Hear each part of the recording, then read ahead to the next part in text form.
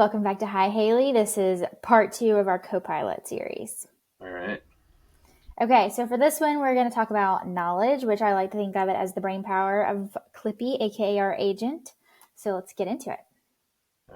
All right. So picking up where we left off last time, so we covered kind of the overview, but today we're going to go in depth on the actual knowledge.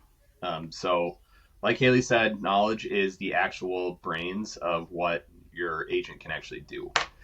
So if you remember from last time, there's this checkbox here that says allow the AI to use its own general knowledge. We turn that off. No, we want to have it turned off. Confusing myself. So again, that general knowledge is what is actually going to be what you think of in traditional Copilot, where it just spits out a bunch of answers of whatever it can find, whether it's right or not. I like to have this turned off so that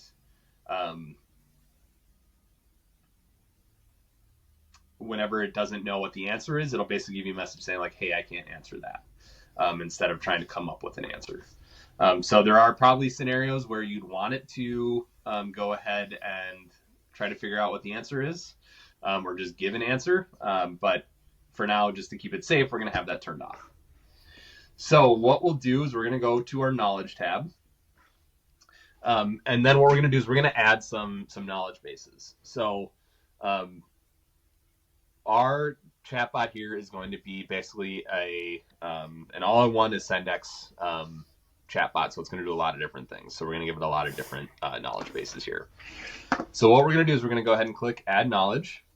And then what we're going to see is that it's going to give us a lot of options here for what we can do. So we can upload files directly to our agent here. So these are things like Word documents, Excel documents, things like that. Or you can click from one of the public connectors or featured connectors. So if we wanted to do public website, so we're going to start with that one. And then we're going to give it an actual link. So we're just going to say sendexconsulting.com.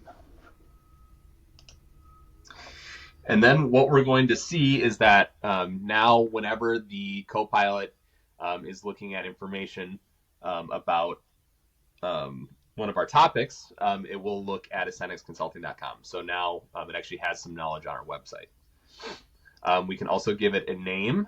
So we can just say this is the Sendex website.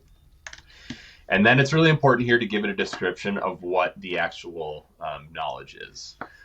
So this is important when the Copilot or the agent is trying to figure out what source of information it should be using to get the information it's trying to give you.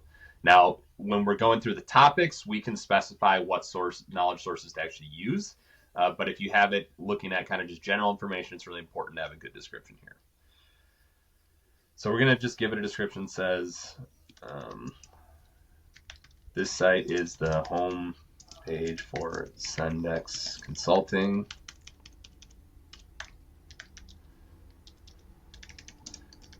Should be used when answering general questions about the Sendex. So now we gave the agent cues on when it should actually be using this particular link. Again, we can hard code it later to say always use this in this scenario, but for now we're just going to leave it at this.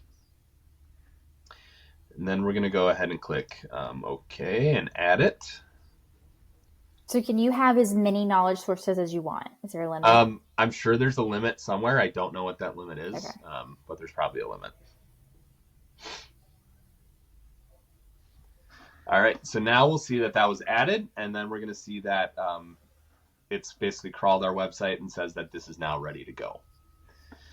So the next thing we'll do is we're going to add another knowledge source, and then this time I'm going to add basically a SharePoint file.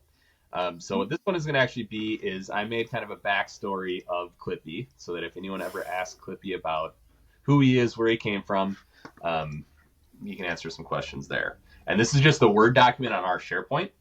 So I'm just going to put in that URL here, and we're just going to go ahead and click Add. And then again, we're going to have the ability to give a description. And then this is going to say This is used for Clippy's backstory.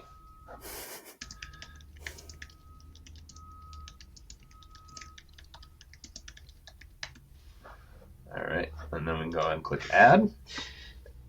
And then it's basically when you use things like SharePoint, you're going to have to be authenticated for it to actually use the file that's in there. So if you don't have access to it and you try to access it through Clippy, it's not going to work. It's really important that you have actually everyone has access to the files that we're using in the knowledge base here. All right, and then the last thing we're going to do is we're just going to add another site here. What we can also do is we can add things like our Dataverse tables. So if we had a list of specific tables like, I don't know, clients or customers, something like that, we can put in a table, and then Clippy here can read through that data set and try to parse it out. Same thing with Salesforce from the CRM side. You can do things like query, like, hey, what are my top 5 customers in last month? Or we can do the same thing in kind of the Microsoft Dynamics CRM. But for now, I think that's really all we need for the knowledge side. Again, we can drop additional files here. I use SharePoint to use that file so that I can continually update it. But we can always upload files here as well. But yeah, for that's really all we have for knowledge. Pretty basic, but just if you needed to remember anything from this is basically going to be all of our data sources, is what knowledge is called. Perfect. Well, thank you, Matt. All right, let's get on to our next, episode 3, which is about topics.